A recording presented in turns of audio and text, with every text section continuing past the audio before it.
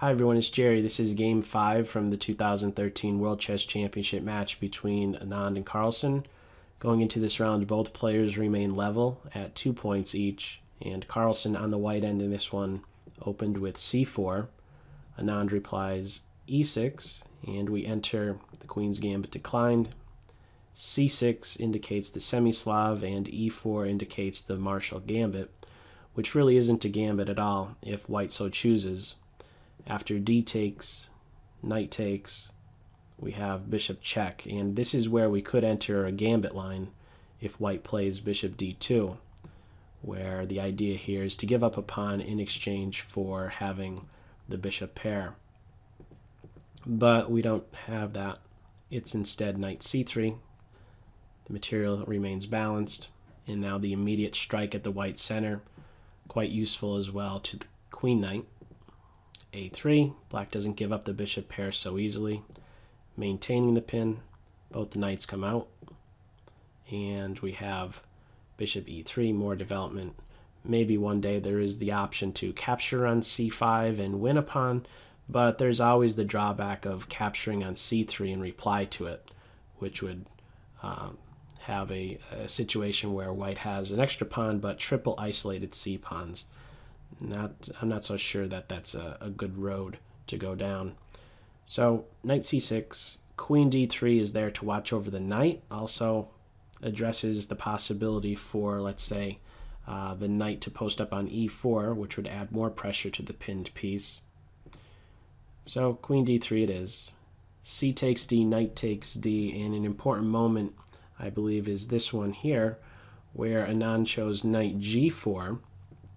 There was an option to first tie in with this knight g4 idea, the move knight e5, which will kick the queen away from the defense of the bishop.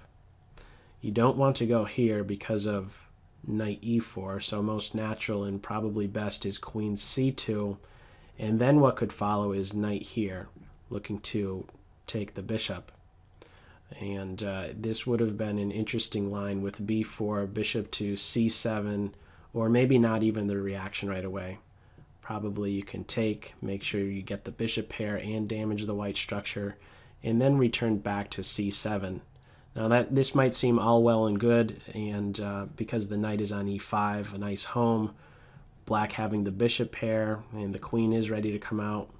I guess as a positive for white, keep in mind these there is a majority on the queen side in favor of white, but I don't believe that this is going to really be enough for white. I believe this is an opportunity that black had right here on this move 11, but we didn't have knight to e5. This move was not inserted, and instead knight to g4 was played right away. And as the follow-up, we had queenside castle, and now the capture on e3 with the pawn recapturing, as otherwise this is turning out to be a very uncomfortable pin to get out of. So, one other detail and one interesting line after queenside castle would have been to actually capture on d4, and after it's recaptured to play e5. After bishop c5, you exchange queens, and the idea here is to now do what? To try your best to crash through on f2. The bishop is tethered to its defense, so what about kicking away this bishop with b6? Well, black needs to be careful, or white needs to be careful. Bishop e4, and now the rook is hit, and if you move the rook, you're dead. This is game over for white. Not checkmate, but you're losing a ton of material. So you don't do that.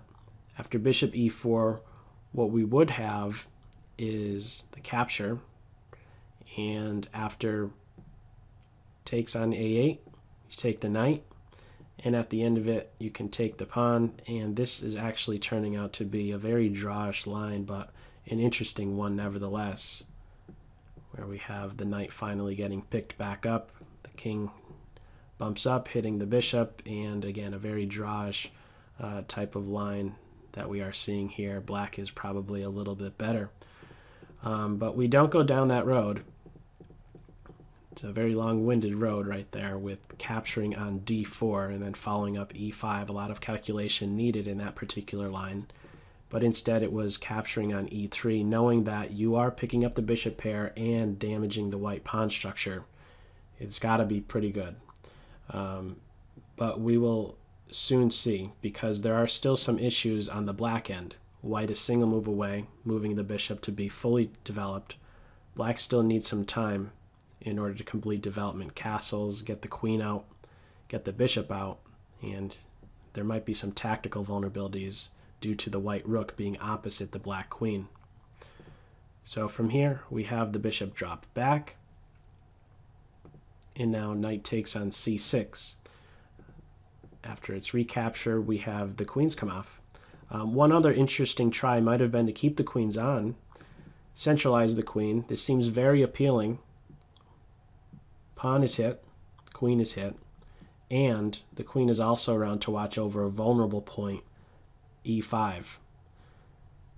Bishop d7 would be needed, and this also seems like a nice follow-up, putting pressure on d7 and g7, but there is a good response in that of e5, and black will be able to neutralize things in this variation with queen e7. So while it looks pretty appealing to go down this road where you play queen to d4, I'm not so sure it's really amounting to much. What would maybe be best is to simply develop at that point. But nevertheless, we enter a variation where the queens are exchanged. Carlsen takes on d8 and then follows up with trying to get the bishop on this diagonal. King e7 struck me as quite odd, and this was an interesting line that I saw when reviewing for this video. During the game, I was thinking about bishop g5, and it seems really, really appealing to attack a pawn that's unprotected and to also place it in a pin. I was fixated on this idea where the rook had to defend like so, but surprisingly enough, white can ignore the threat on e3 and play bishop f3, generating some threats of his own. Allow the pawn to be captured, and now it's still, how do you solve the pressure against this pawn? If the bishop is playing here, keep in mind that white can add additional fuel to this c6 pawn and try to exploit the fact that the bishop on b7 is unprotected by playing this pawn up to b5. And on top of that, there is also this idea, let's say the bishop plays here, there's the idea of sinking this knight into the d6 square. So there will certainly be compensation for white giving up the pawn in that particular line, and it's something that I completely overlooked. So, nevertheless, it was not bishop g5, but rather king e7. It's quite common to not want to castle at this moment and keep the king centralized and castle artificially. Bishop f3 is no surprise. Bishop d7 again is, I think, aimed at keeping the bishop on a square where he is at least protected and not tactically vulnerable to these types of pawn marches to b5. So it's bishop d7. The knight gets rolling on e4, eyeing two squares on c5 and d6. c5 is played, and now we have a few in-between moves played within these next moves coming up. f5, undermining the defense of c5. This is all a very forced line. C takes b, f takes e, and now not the immediate recapture, but you play first b7. You're going to lose this pawn anyway, and why not play b7? What does this accomplish? Well, it makes sure that these pawns will remain split. It's much better for black if white takes right away, then these pawns are together and much more healthy. So b7 interferes with this idea.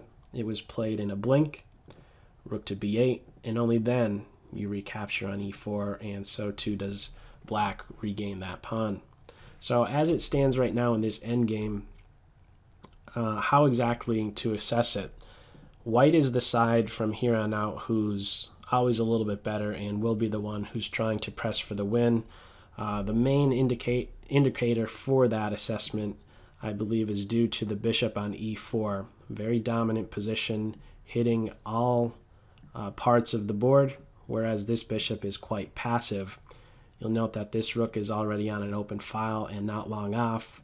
This rook is on is going to occupy the other open file, and on top of this we also have the bishop applying pressure to h7, which means the rook will have to, or black will have to work a little bit harder before the rook in the corner can become activated.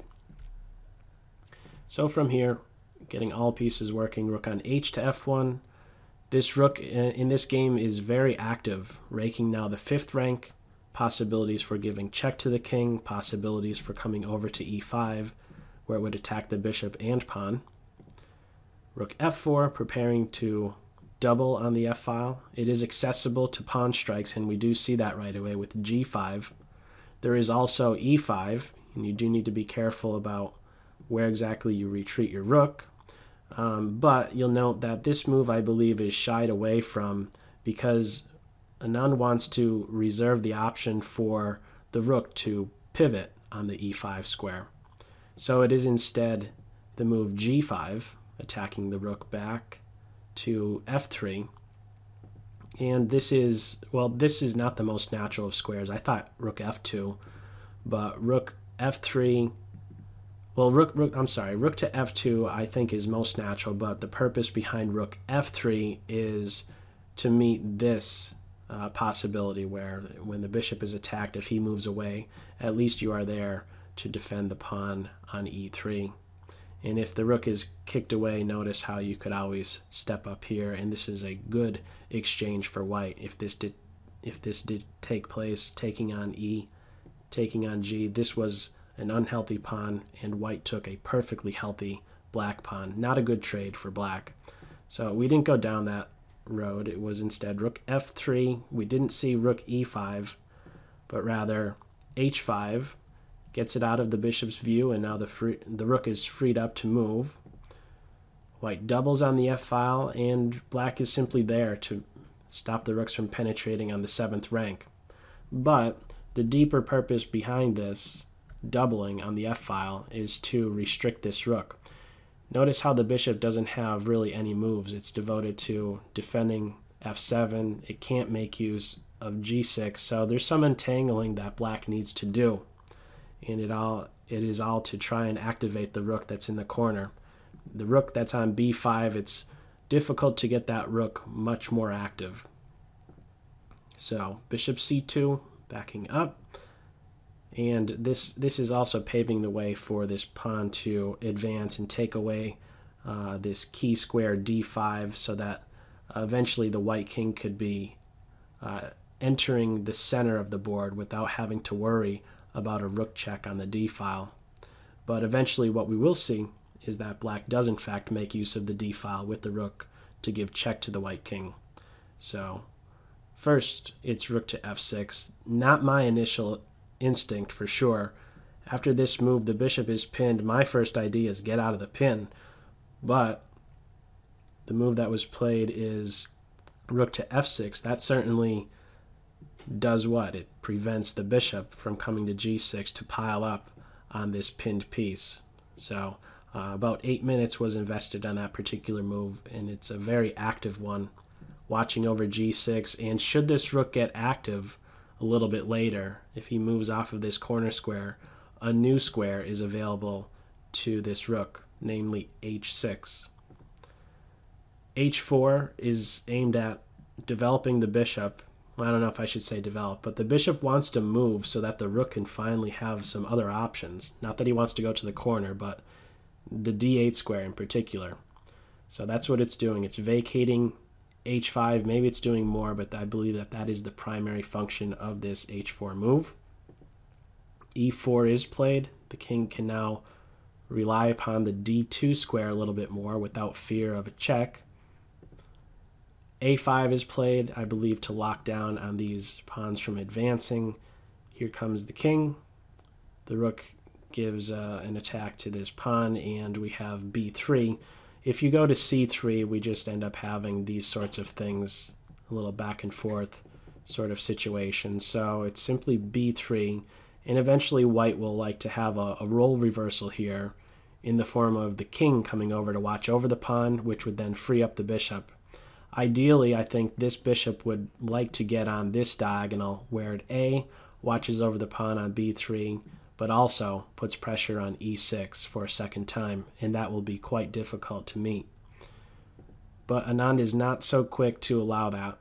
With bishop h5, this rook is now ready to be activated with check, and we will see that soon enough. First, king c3.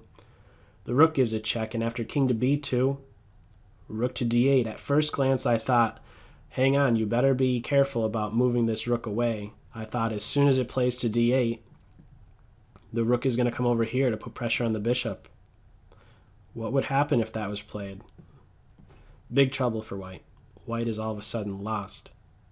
You have to crawl up into a ball to defend this bishop. It's still not enough. Bishop d1. This is game over. These rooks have a lot of fun. A bunch of little checks thrown in. Pick your favorite way to win at this point. Game over. Black will end up winning that. So that's the main threat, is what I'm getting at. There's no time for rook h6. Simply defend. Rook to f2 is there, securing your second rank. Now comes rook d4, more active. 2 rook lifts. After the rook came here and picked up the pawn, what did he do? There was a rook lift on b5, functioning now in the 5th rank. Similarly, what is black doing? Gets to an open file, now functions on a rank. So both the 4th and 5th ranks are occupied. They're being patrolled right now by these black rooks, very active on ranks as well as files, although this one here is not the longest of files. Rook h6 now comes, and bishop d1 as a reply. Very cute move to be seeing, placing this bishop deep in the white position. Its intention is to eliminate the bishop so that this rook can finally crash through on e4. Carlsen avoids that. The bishop wants to stick around to watch over e4. And now black piles up on this pawn. And how exactly to meet this threat? I mean, you could defend b3, but again, you are then dropping e4. So fortunately, there is this timely king move. King c3. There's no time to take b3. There's a threat on the rook. And on top of that move, what else is it doing? When the king plays up to c3, it is vacating b2 so that it could be defended on the next turn. So black addresses the threat on the rook with c5, and now Carlsen crawls into a ball with rook to b2. Very timely move, and how exactly to now break at the b3 pawn? Well, what we have is first e5, and then rook to g6, applying pressure to this pawn. And this is, keep in mind, the times that you're seeing on the right are at least some indication of where the players were during the game. And at this point, Anand still needing to make move 39 and move 40 before an additional hour is added to his clock. And it is at this point, move 39, that I believe there is a mistake. The move a4 is likely not best, and before I get into the actual game, I think it was g4, where there would be the line bishop to d3. Black can capture on b3 and not take on b3 with the king because you would drop the bishop. Instead, rook takes g4 now, since the bishop is no longer there to defend, and then h3, giving up this pawn and playing through from this particular position, which is quite a difficult line to be seeing, especially with such little time remaining before time control. So we didn't see that. It was not the move g4, but rather a4, cracking at the b3 pawn for now a third time. Carlsen picks up the g pawn. Anand grabs the b pawn with check just to recapture, and on top of that, now we have Carlsen grabbing on e5 with check. King d6 is the only move in order to also defend the pawn on c5, and now the rook comes over to attack the h-pawn, looking to win now a second pawn. Carlsen at this point is up a pawn, and it's a difficult road ahead for Anand. What was tried is rook to d1, and first we have this check. Interesting to see in this game, many moments where you think that you have to immediately respond to these threats, but there have been multiple in-between moves, and this is just another one of them. e5 is played with check, which is now clearing the way so that the bishop has some new possibilities. King d5, the bishop now gets out of the way and is in a position to give check to the king. You want to question that king's position in the center of the board. Bishop to h7 does just that. Black throws in a check. The king is decentralized for just a little bit, but is still there to maintain pressure on b3 so that when this check comes, white will end up picking up the a pawn. And that's what we do have. Rook g1, bishop check. The bishop is not captured right away. This is another instance of not making an immediate capture, but addressing this king's position. We saw something similar in game 4 where Anand had his white rook on the c8 square, and he could have taken on e8. There was a bishop there at the time, but instead he first gave a check to Carlsen's king, and only then came over to e8 to pick up the bishop. But we have that being returned. This same idea is present in this game, giving a check, kicking the king away from the center, and only then taking on b3. Now, how is this a little bit different? You'll note if you immediately capture, takes, the king is just a single step away from getting to d5. But much different now after you first insert this check on h6. The king is 2 squares away from getting to this central post. So you give a check, the king goes to d7, you take the bishop then, and then take the pawn on h4. Carlsen has now 3 to 1 advantage, and from here it's actually just a matter of technique, and Carlsen is very efficient with how exactly to proceed. Simply pushing this passed pawn. This is a nice move. Rook h7 is saying that I will in fact do 2 things. 1, get my pawn to a7.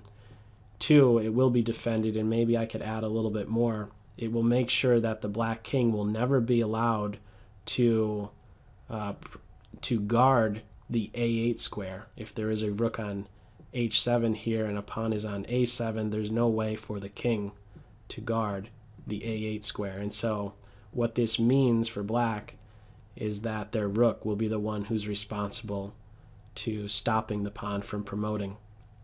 So what's tried is first king d5, preparing to give a check. The pawn continues to march. Black gets behind the passed pawn. It gets as far as it can. King to c5, and simply white with this move here is reminding black that they have yet another passed pawn, and it is at this point that Anand resigns, and we have our first decisive game in this 2013 World Chess Championship match. The idea here in this game would be to simply move the pawn up as far as you can, keep the rook right where it is, and then get out of the way and advance a bit more the h-pawn to h8. There's no way for the black rook to prevent both pawns from queening. So as it stood in this game, after just this h4 move, it is again Anand resigning this game 5, and we now go into game 6 where Anand will have the white pieces, and in game 7 the colors will switch, and so Anand will also have white in game 7. Now keep in mind from the previous World Championship match where it was Anand versus Gelfand, Anand lost game 7, but what did he do? He came right back in game 8 in a historical way.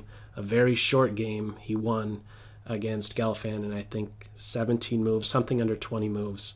So we will see what happens next. As it stands right now, Carlsen has 3 points, Anand has 2, and we will see what happens in game 6.